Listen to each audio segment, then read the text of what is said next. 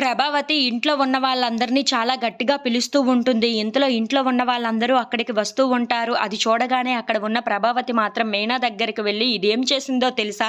మనం దండలు కుట్టి పూలకి డబ్బులు వచ్చాయి కదా! ఆ డబ్బులన్నింటినీ తీసుకొని వెళ్ళి ఆళ్ళ పుట్టింటికి ఇచ్చేసింది" అని చెప్పేసైతే అంటూ ఉంటుంది. ఆ మాటలు వినగానే అక్కడ ఉన్న వాళ్ళందరూ అయితే ఒక్కసారిగా షాక్ అయిపోతూ ఉంటారు. ఇంతలో అక్కడ ఉన్న ప్రభావతి మాత్రం, "అవును, ఆ డబ్బులనే మాత్రమే కాదు, ఇంకా ఎవరి దగ్గరో అప్పు తీసుకొని మరి ఆ డబ్బుల్ని కూడా వాళ్ళ పుట్టింటికి మొత్తం దోచేసి పెట్టేసింది. ఎందుకు ఇలా చేస్తుందో అడగండి అందరూ" అని చెప్పేసైతే అంటూ ఉంటుంది.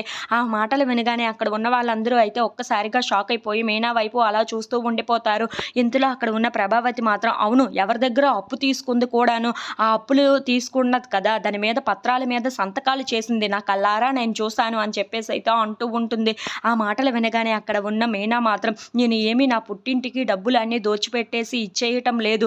నేను ఏం చేస్తున్నానో తర్వాత మీకే అర్థమవుతుంది" అని చెప్పేసైతే అంటూ ఉంటుంది. ఆ మాటలు వినగానే అక్కడ ఉన్న బాలు అయితే మీనా వైపు అలా చూస్తూ ఉండిపోతాడు. ఇంతలో అక్కడ ఉన్న మీనా మాత్రం, "ఈ డబ్బుల కోసం మీరు నన్ను ఏమైనా అడగాల్సి ఉంటుందా?" అని చెప్పేసైతే అడుగుతూ ఉంటుంది.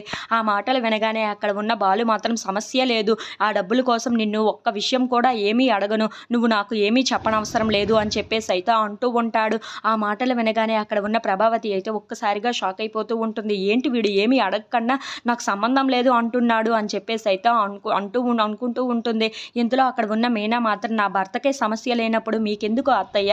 మీరు సైలెంట్‌గా ఉంటే చాలా మంచిది. ఆ డబ్బుల్ని నేను ఏం చేశానో తర్వాత మీకే అర్థమవుతుంది" అని చెప్పేసైతే అంటూ ఉంటుంది. ఆ మాటలు వినగానే అక్కడ ఉన్న ప్రభావతి అయితే ఒక్కసారిగా షాక్ అయిపోయి మీనా వైపు అలా చూస్తూ ఉండిపోతుంది.